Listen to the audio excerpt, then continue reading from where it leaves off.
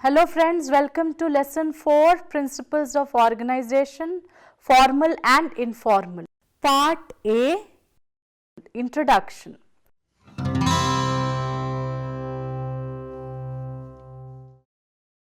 Organization consists of people with basic goal towards the organization for a purpose it exists.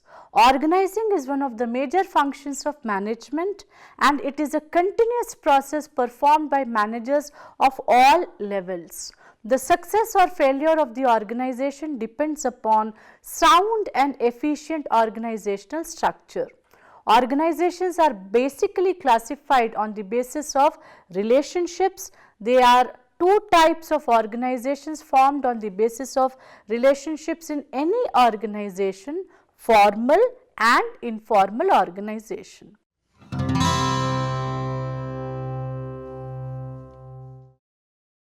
Objectives. After completion of this lesson, you will be able to explain the principles of formal and informal organization. You will be able to describe the merits and demerits of formal and informal organization. You will be able to assess the relationship between formal and informal organization.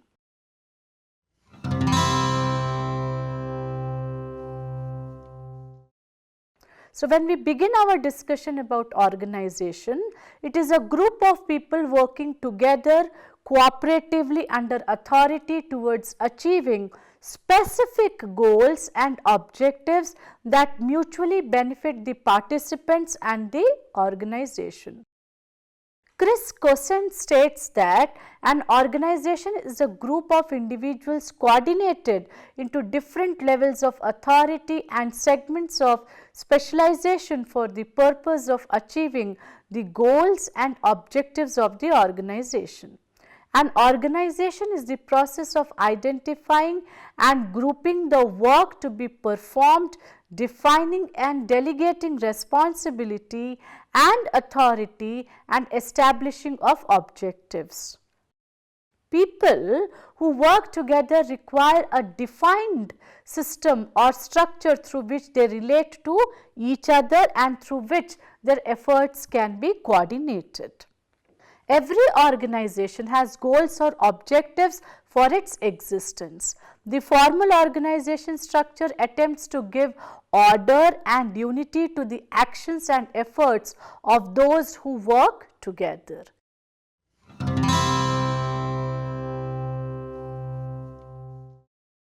Let us now discuss about formal organization. It refers to a structure of well-defined jobs, each bearing a measure of authority and responsibility.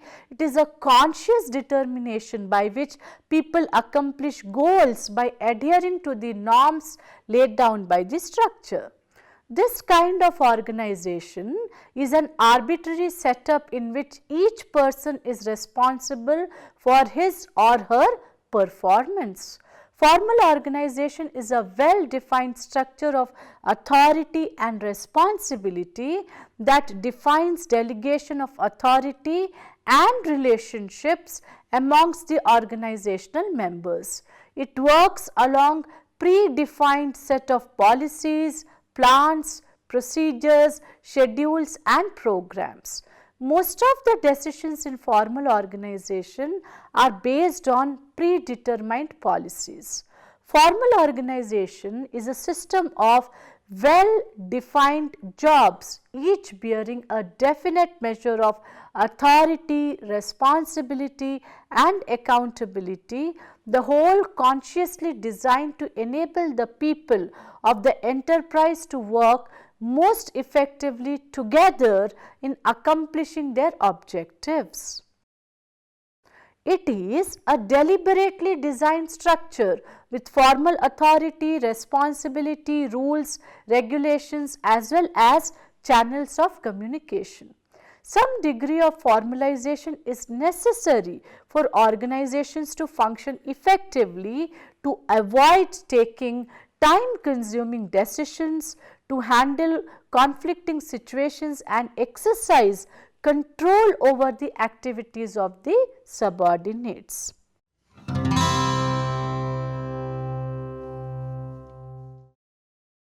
When we try to understand the features of formal organization, one of the most important features it is deliberately created structure. It is created deliberately structure which defines official relationships among people working at different job positions. Formal organization is job oriented, it focuses more on jobs than people. It allocates jobs to people and defines the structure of relationships to achieve the formal organizational objectives. Formal organization has a clear-cut division of work. Work is divided into smaller units and assigned to individuals on the basis of their skills and abilities. Division of work results in specialization and increases the organizational output. Departmentation is an important feature of formal organization. It is the foundation of organization structure. Organization structure depends upon departmentation. Departmentation refers to division of work into smaller units and their regrouping into bigger units or departments on the basis of similarity of activities. The functional departmentation divides organization structure into production, finance, personnel and marketing departments. Departmentation helps in fixing responsibility of various departmental heads.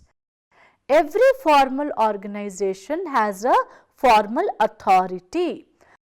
People exercise authority by virtue of their position in the organizational hierarchy. Authority is linked to position and through it in the person occupying the position. It involves the right to command, to perform, to make decisions and spend resources. Delegation. It is also a critical feature of formal organization in which work is officially delegated from top to lower levels. The workload is divided into units. A part is assigned to subordinates with authority to carry out the assigned task.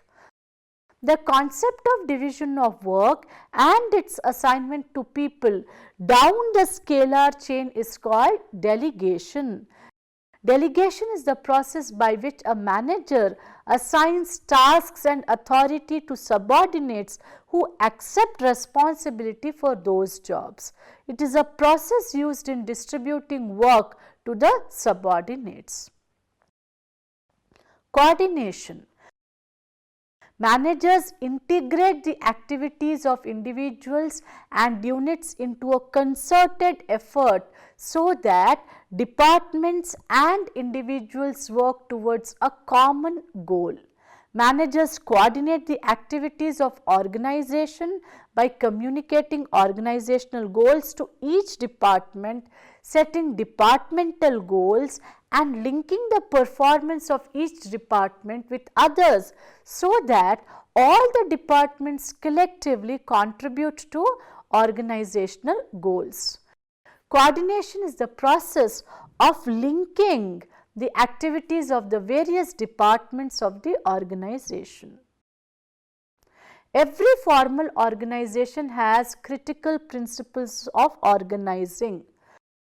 Formal organization is based on various principles of organizing to formulate and develop sound and efficient organization. The principles of organization is extremely important. Unity of objectives or goals. The goals of the organization influence the organization structure. Hence, the goals and objectives must be clearly defined for the entire organization, for each department and even for each position in the organization structure. If there is a contradiction among the various levels of objectives, then entire goals of organization cannot be achieved. Thus, there must be unity of objectives so that all efforts can be concentrated on the set goals. Specialization. The total task in an organization should be divided in such a manner that every person is confined to a particular job. This leads to specialization. An individual employee repeatedly performing a specific single job becomes an expert in that job. The work assigned should be according to the abilities and aptitude of the employee, when he can work with greater economy and efficiency. Thus, specialization is necessary to increase the output of the employees. Span of control. It represents a numerical limit of subordinates to be supervised or controlled by a manager. There is a limit to the number of subordinates that can be supervised effectively. However, the exact number of subordinates will vary depending upon the nature of job, competence of the manager, quality of subordinates, etc. The ideal span of control cannot be predetermined. If subordinates are kept without considering the span of control, then supervision and control cannot be effective. Narrow span permits more effective and close supervision of subordinates, since there are only a limited number of subordinates under the manager. On the other hand, a wide span implies a general and flexible supervision of the subordinates. Exception.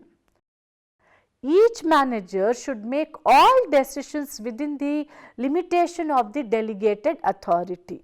However, exceptionally complex matters should only be referred to the higher levels for their decision.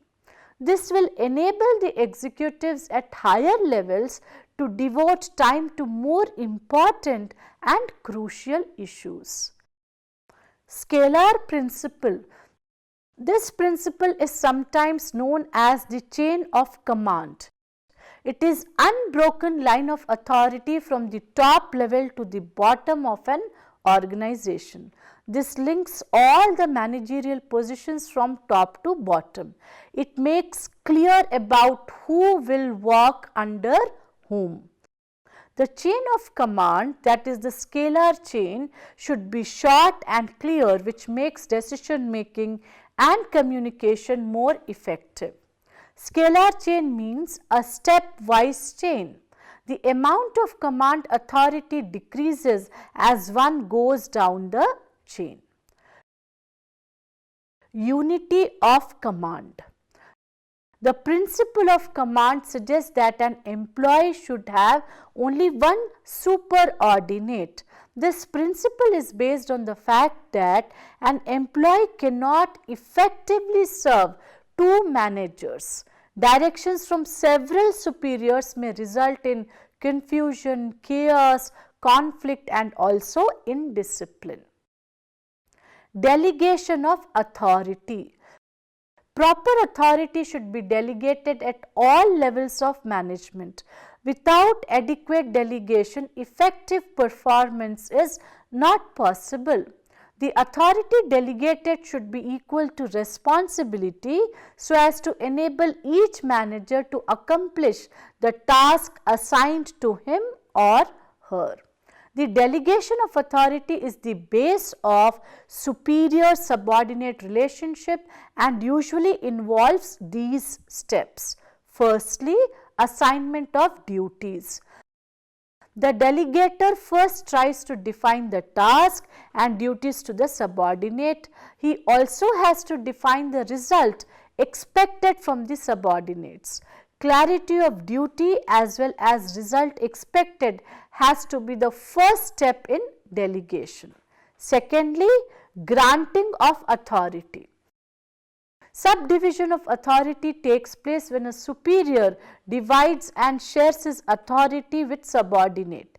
It is for this reason every subordinate should be given enough independence to carry the task given to him or her by the superiors. The managers at all levels delegate authority and power which is attached to their positions. The subdivision of power is very important to get effective results. Thirdly, creating responsibility and accountability.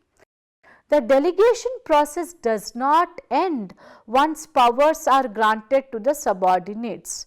They at the same time have to be obligatory towards the duties assigned to them. Responsibility is said to be the factor or obligation of an individual to carry out his duties in best of the ability as per the directions of the superior. Responsibility is very important, therefore, it is that which gives effectiveness to the authority. At the same time, responsibility is absolute and cannot be shifted. Accountability, on the other hand, is the obligation of the individual to carry out the duties as per the standards of the performance. Therefore, it is said that authority is delegated, responsibility is created and accountability is imposed. Accountability arises out of responsibility and responsibility arises out of authority. Therefore, it becomes important that with every authority position an equal and opposite responsibility should be attached. Responsibility. According to this principle, the responsibility of all employees should be made clear. The superior should avoid subordinates. It means the superiors should be held responsible for the acts of the subordinates. The responsibility cannot be delegated under any circumstances. Authority. Authority is the tool by which a manager is able to accomplish the desired goals. Hence, the authority of each manager should be clearly defined and it should be equal to responsibility. In the absence of adequate authority, responsibility leads to frustration and ineffective performance. Authority is the legal right of a person or superior to command his subordinates, while accountability is the obligation of individual to carry out his or her duties as per the standards of performance. Authority flows from the superiors to subordinates, in which orders and instructions are given to subordinates to complete the task. It is only through authority a manager exercises control. In a way, through exercising the control, the superior is demanding accountability from subordinates. If the marketing manager directs the sales supervisor for 50 units of sale to be undertaken in a month, if the standards are not accomplished, it is the marketing manager who will be accountable to the chief executive officer. Therefore, we can say that authority flows from top to bottom and responsibility flows from bottom to top. Accountability is result of responsibility and responsibility is the result of authority. Therefore, for every authority an equal accountability is attached. Efficiency. The efficiency of an organization or enterprise is measured through the ability of achieving the predetermined goals at minimum cost. The organization structure should enable accomplishment of organizational goals efficiently. Hence, it should ensure optimum utilization of all resources. Simplicity. The organizational structure should be simple with minimum number of levels so that each member can understand the duties and authority relationships. An organization with few levels is a simple organization. A large number of levels in organization means difficulty of communication and also coordination. Flexibility. The organization structure should be adaptable to changing environment and needs of the organization. For this, organization structure should be flexible. It should permit expansion and replacement without dislocation and disruption of the basic design. Balance. The principle of balance should be followed while designing the structure of the organization. There should be a reasonable balance in the size of various departments and between centralization and decentralization. Overemphasis of any type should be avoided. Balanced structure brings efficiency and economy to the operation of the organization.